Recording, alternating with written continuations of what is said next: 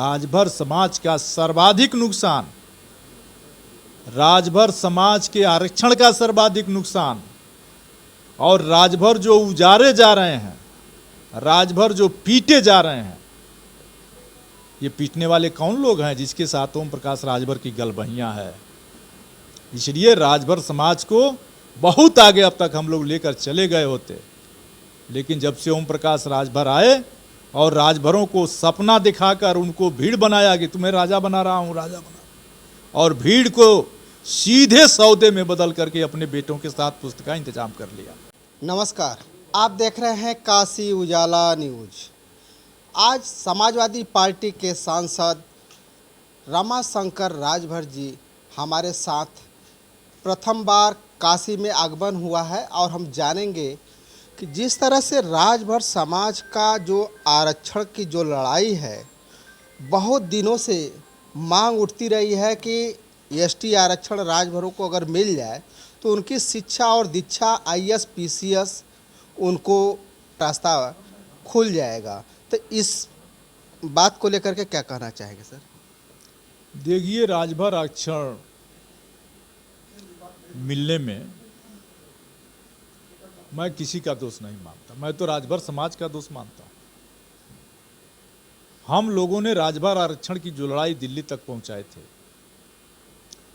राजभर समाज को इसी बनारस का एक ठग राजा बनाने में बर्बाद कर दिया। किसको राजा बनाने में? राजभरों को। अच्छा, राजभरों को राजा बनाने का सपना दिखाकर आरक्षण की लड़ाई को रौंद दिया, और जो राजभर समाज बिना आरक्षण के आगे नहीं बढ़ सकता, जो राजभर समाज बिना आरक्षण के उसे संरक्षण नहीं मिल सकता, उसको एक लड़ाई लड़नी चाहिए थी। लड़ रहे थे हम लोग आरक्षण की लड़ाई। उसके लिए दिल्ली में प्रदर्शन होते थे, राजभरों को आरक्षण दो। लखनऊ में प्रदर्शन होते थे, जिलों पर प्रदर्शन होते थे, राजभरों को आरक्षण दो। राजा जब थे तब थे, लेकिन जब से एक बनारस का ठग ओम प्रकाश राजभर पैदा हुआ, वो राजभरों को राजा बनाने लगा। राजा को कैसा आरक्षण चाहिए? जो कोई राजा है तो फिर उसको आरक्षण क्यों? और उस लड़ाई को रौंद दिया और राजभरों को राजा का सपना दिखाकर राजभरों को 7 पुश्त 7 समंदर पार कर दिया और अपने बेटों की 7 औलादों को तक के लिए इंतजाम कर लिए। तो राजभर समाज अगर नहीं चेता आरक्षण की लड़ाई पर एक नहीं हुआ तो राजा बने कौन रोक रहा है? उन्हें बेच करके कोई राजा होता रहेगा, लेकिन राजभर समाज का दिन और खराब होता जाएगा। यानी कि आपका कहने का मतलब बैकफुट राजभर समाज है जिस तरह से पीछे हो रही है, तो और ओम प्रकाश राजभर की वजह से ही हो रही है ना। 7 हाथ नीचे गाड़ दिया। पता करिए, ओम प्रकाश राजभर के पहले 40 से 45 प्रधान हर ब्लॉक में पूर्वांचल में होते थे। 2 से 3 रह गए, 4 से 5 रह गए। 14 से 15 जिला पंचायत के सदस्य राजभर समाज के होते थे। 102 से 3 से 4 हो गए। 5-5 ब्लॉक प्रमुख हुए हैं यहाँ पर राजभर समाज के लोग, 1 हो गए। 4-4 एमएलए होते थे यहाँ, आज जो भी एमएलए हैं समाजवादी पार्टी से बचे। तो राजभर समाज का सर्वाधिक नुकसान, राजभर समाज के आरक्षण का सर्वाधिक नुकसान और राजभर जो उजारे जा रहे हैं, राजभर जो पीटे जा रहे हैं, ये पीटने वाले कौन लोग हैं जिसके साथ ओम प्रकाश राजभर की गलबहियां है। इसलिए राजभर समाज को बहुत आगे अब तक हम लोग लेकर चले गए होते, लेकिन जब से ओम प्रकाश राजभर आए और राजभरों को सपना दिखाकर उनको भीड़ बनाया कि तुम्हें राजा बना रहा हूं, राजा बना, और भीड़ को सीधे सौदे में बदल करके अपने बेटों के साथ पुस्तक का इंतजाम कर लिया। मऊ सदर के जो विधायक थे अब्बास अंसारी और ओम प्रकाश राजभर के पार्टी से भी चुनाव लड़ चुके हैं। ऐसा क्या कारण बना कि जिस दिन छुट्टी है उनकी सदस्यता रद्द हो जाती है और वहाँ पे इस समय स्थिति उपचुनाव कराने की बनी हुई है? क्या लगता है कि समाजवादी पार्टी अपने कैंडिडेट को उतारेगी तो क्या उन्हीं के परिवार के लोगों को उतारेगी या कोई किसी और को पार्टी देगी टिकट?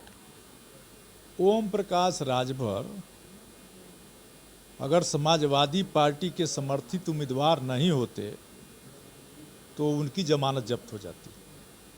ओम प्रकाश राजभर की हैसियत नहीं है कि बिना भाजपा और बिना सपा के वो एमएलए हो जाएं। दूसरे को क्या बनाएंगे?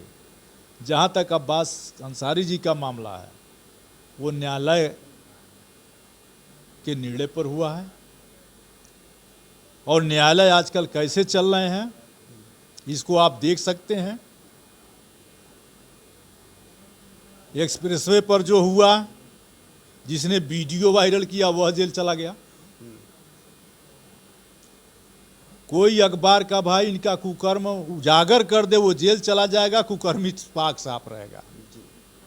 ये तो जगजाहिर है भारतीय जनता पार्टी के राज में। तो यह जगजाहिर है कि अखबार वाला किसी भर का भ्रष्टाचार का पोल खोल दे। अभी खनन माफिया का पोल एक अखबार वाला खोल दिया, उसको बुलडोजर लगा के दबा दिया। तो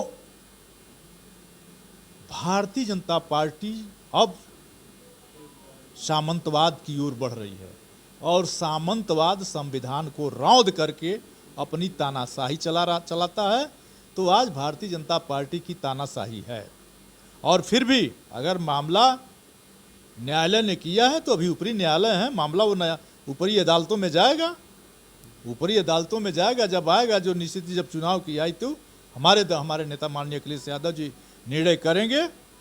और मऊ ही क्यों, पूरे उत्तर प्रदेश में इस बार पीडीए की सरकार बनने जा रही है। सिंदूर ऑपरेशन का जो मामला था, अब धीरे धीरे अब बीजेपी के जो बड़े नेता विधायक सांसद जो सिंदूर घर घर बांटने की योजना बना रहे हैं, उस पर आप क्या कहना चाहेंगे सर?